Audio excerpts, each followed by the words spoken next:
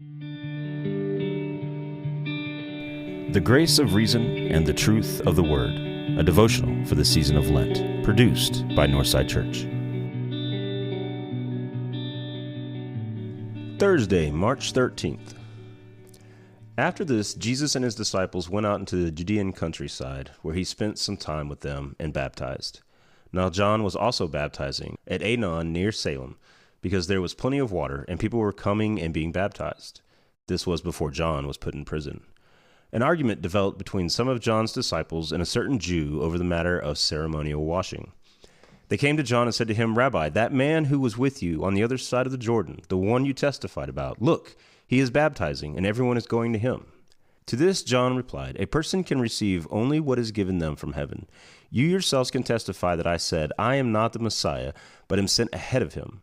The bride belongs to the bridegroom. The friend who attends the bridegroom waits and listens for him, and is full of joy when he hears the bridegroom's voice. That joy is mine, and it is now complete. He must become greater. I must become less." Competition is a common human response. Oftentimes, it is rooted in the idea that there is only so much to go around. Resources are limited. There's only one seat at the top. If someone has more, another person has less. Here, at the beginning of Jesus' ministry, the folks around him are exhibiting this basic human logic. They begin noticing that Jesus and John are doing the same thing. Surely this can't work. If we have two folks doing the same thing, someone wins and someone loses. They argue about nuances and specifics. Perhaps Jesus had a different flair in his baptismal procedure than John. I can just hear the people begin to panic. What if someone likes the other guy more? What if we lose our followers to him? This is the logic of the world. Scarcity, panic, competition. But Jesus offers us a new way to think. Abundance, calm, security. The word alludes to the ridiculousness of this panic. There was plenty of water. There's no need to be worried. There is room for everyone in this river. Then John steps in and clarifies. A person can receive only what is given them from heaven.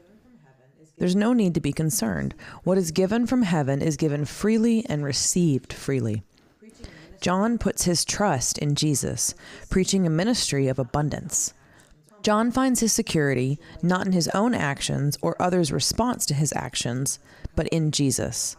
And this is why he is able to say with confidence, "That joy is mine, and it is now complete. He must become greater.